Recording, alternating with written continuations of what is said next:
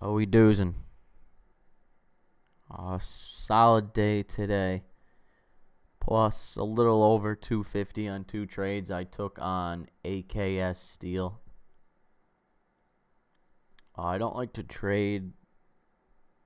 I shouldn't say I don't like to. I'd rather stay away from the stocks that are involved with outlying things such as steel, but the setup was what I looked for, so I couldn't pass it up. It was solid setup. Um, it's what I look for. So I took the trade. I got the AK Steel's up in the right hand corner. I was looking at the other CANF, CATB, FUEL. All these gappers really, none of them uh, were solid long setups. Although I don't really go long, I'm predominant short bias on all of these gap ups. I couldn't get shares on a few of them, and AKS was the most solid setup I had. FUEL, though, as you can see here, it's breaking down pretty quickly in the top left-hand corner there. I was going to short that out of the gate with 550 as the pre-market high as risk. I did not, and I missed a big move.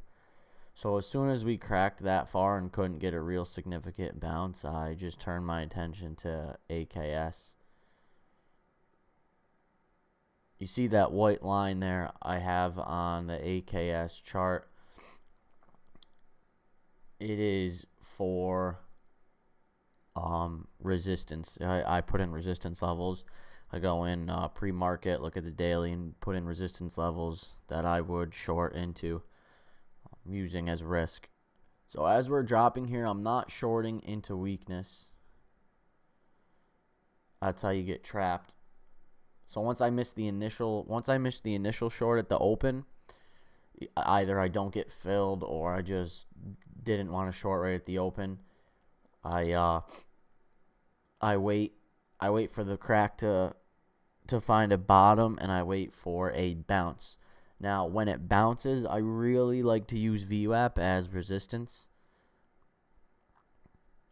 So as this is failing, I'm sitting waiting for a bottom, waiting for some sort of bounce. When we get that bounce, I take a short position. I like to short within 5 to 10 cents of VWAP depending on my share size. Keep my risk level down, and then I wait, and then I look for that next leg down to cover into.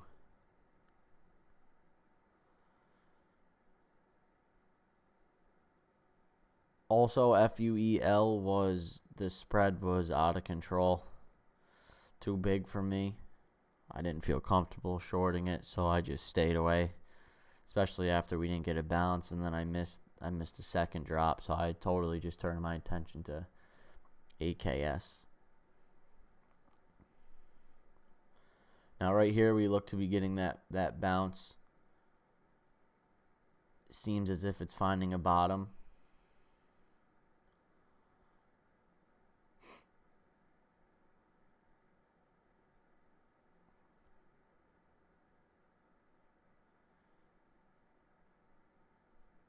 I just switched the chart down below. I don't know why, just preference. Weirdo move.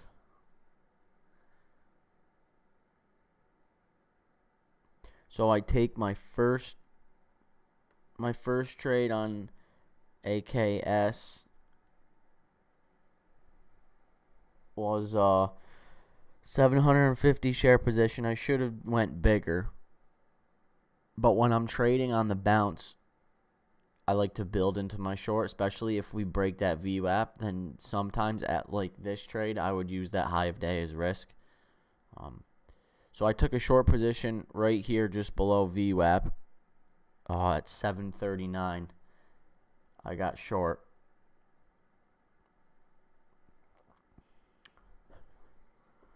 And now when we don't crack right away, I'm not worried because we're still under VWAP.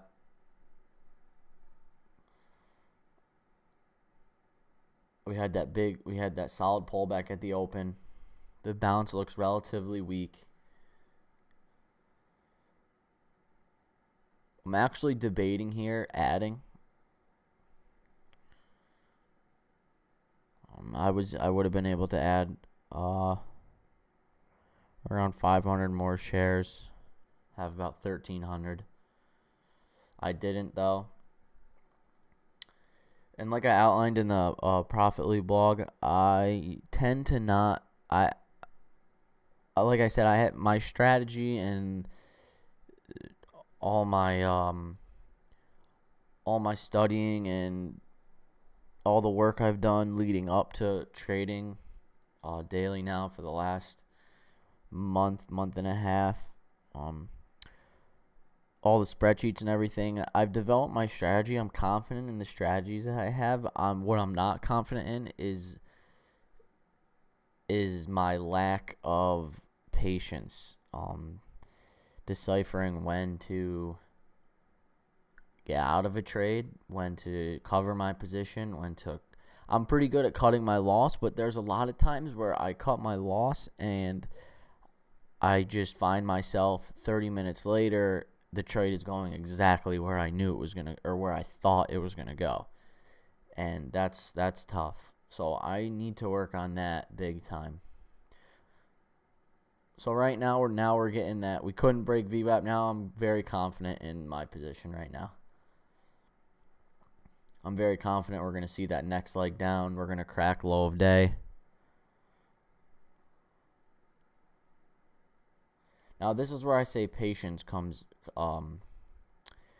into play. With a larger account, I know myself I would be more apt to hold, because when you see that green P&L on the side there, wherever your broker is, if you see that P&L or you know where your entry was and you see that $100, $150, $75, and you're like, well, that's big for a small account. You take it, and 20 minutes later, it could have been $200, $300, $400 trade. So right now, regardless, even though we're not cracking like I thought we would, fairly quicker, I am not at all worried about my position.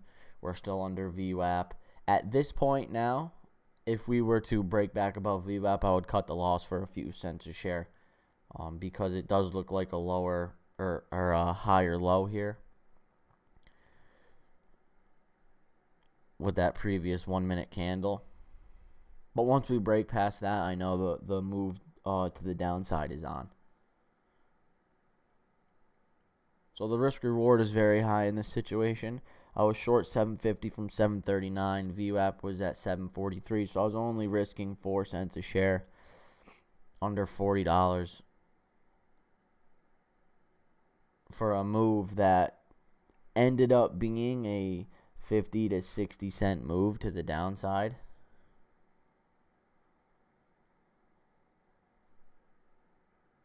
In which I totally blew, but that's all right. The strategy's there, the confidence to take the position is there. It's just the patience and figuring out when to cover the position is not, but that'll all come. So here comes that breakdown.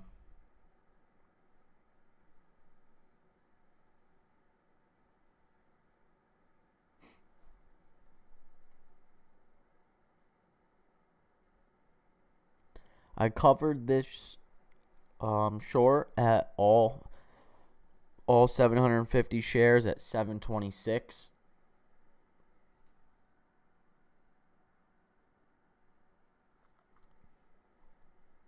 Now, normally what happens, I would say a good amount of time, is if you get this big crack, then you get another bounce, and that's exactly what happened here. And with the patience, I should hold through that bounce and look for that third leg down to the downside, especially when we couldn't crack VWAP or test that high day at the open. That should have been my thought process. I'm sure it was to begin with, and then I get into the moment and I let my emotions get the best of me. My patience gets thrown out the window, and I covered for $100 gain, just under 97.50.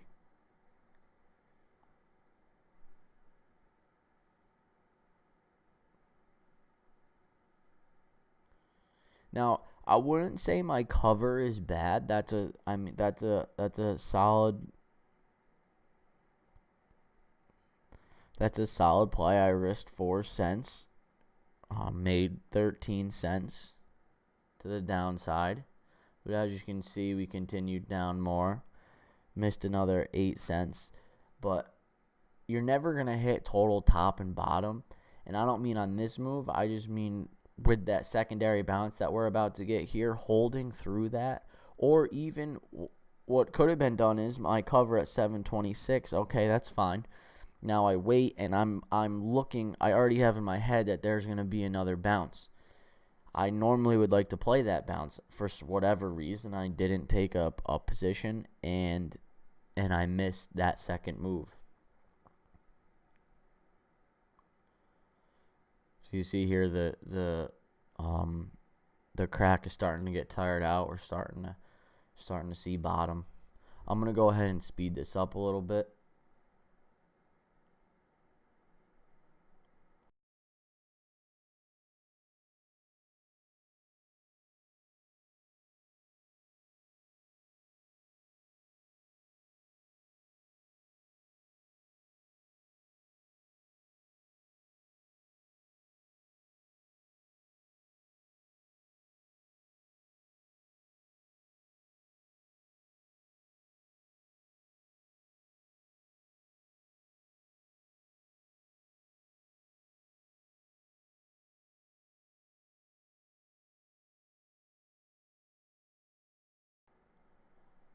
Now, this is what I mean when I talk about this secondary bounce here.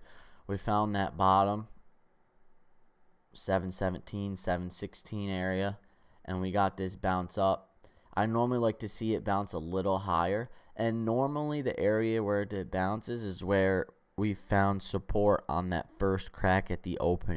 It normally goes up there, touches around that area, and will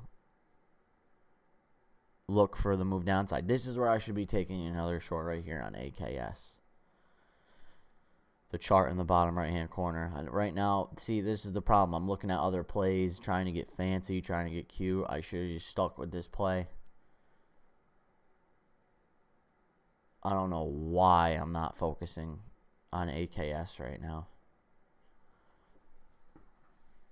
Just that perfect setup again. Short that secondary bounce, look for that third leg down, cover into that. All using VWAP as my risk level.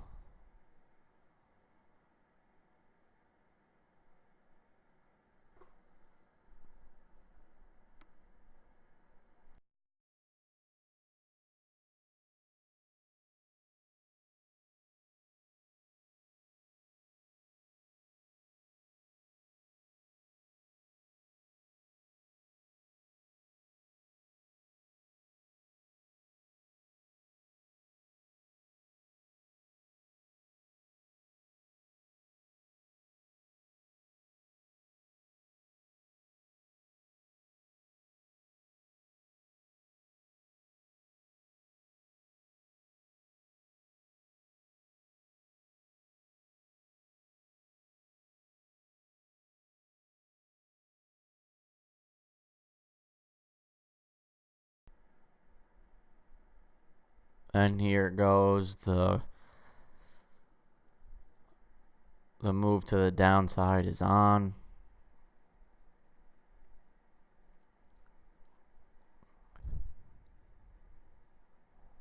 And I missed this play. I just outright missed it, and there's really no excuse. I was just looking at other plays, but this was just a solid risk-reward short setup all the way around.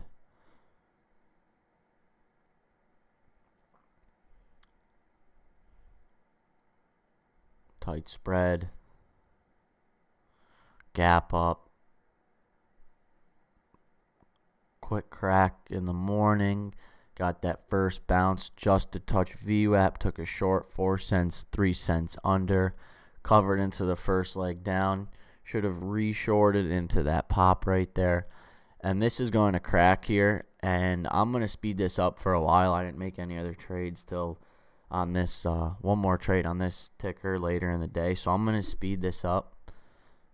I'll continue to talk about it, but let me just speed this up. Now, if AKS here decided to hold that level, I would cover my position right away. But with how weak that both these bounces were, I was confident when watching it that it was going to crack. I didn't have position, but it's always important to watch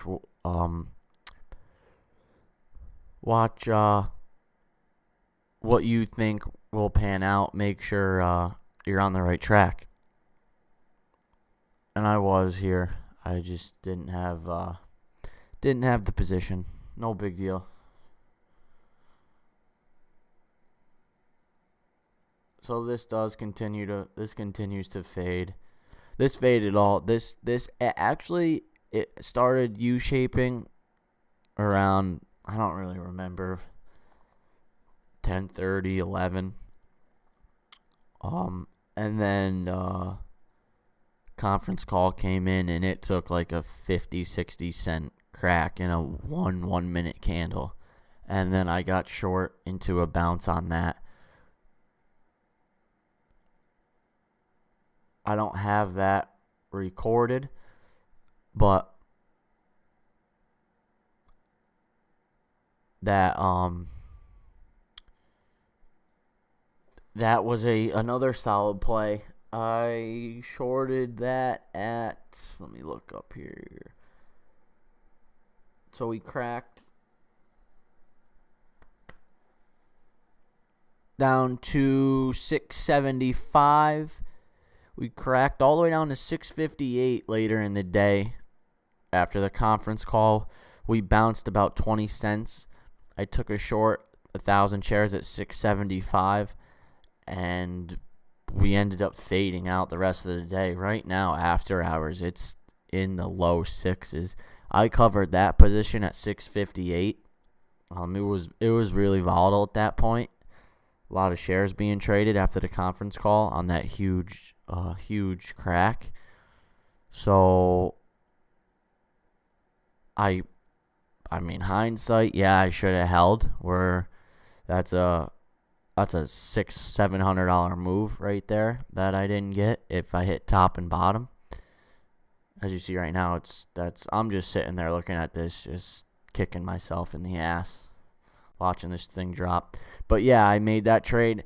That was a $170 trade earlier, or I'm sorry, later in the day, on that crack. So yeah, I just continued to watch this throughout the day, waiting for any significant pop, but we didn't get it. But when I seen that big crack after that conference call, and we got that 20-30 cent pop, I decided to take a position, figuring it was going to fade more. And once again, my patience side of my game just not there yet. And so I'm actually going to get this real quick here. I'm just going to go over that trade I was talking about. That was see, here we are, 612, low sixes. Just quick, this is where my initial trade was. We're on the 1 minute chart here. My first short was up here, 739.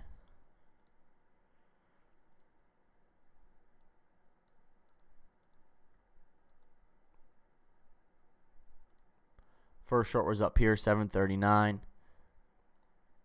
Covered down here on that first crack. I should have took that that next position up here around in the 730s using VWAP, as it was only 6-7 cents a risk. Didn't. We ended up fading. I was waiting for another pop. Didn't really get it. Started the U shape, and we had this conference call, and we took this massive 50-60 cent crack, just annihilation here. And I got shorts at 675 right at the top in here, right around in here on these candles, and I covered right away at the bottom at 658, pretty much at the bottom of this candle.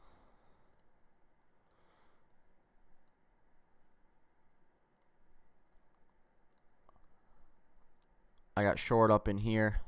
I pretty much covered. I remember covering right on this candle right here, right at the bottom, 658. Pretty much the bottom of this candle was 656.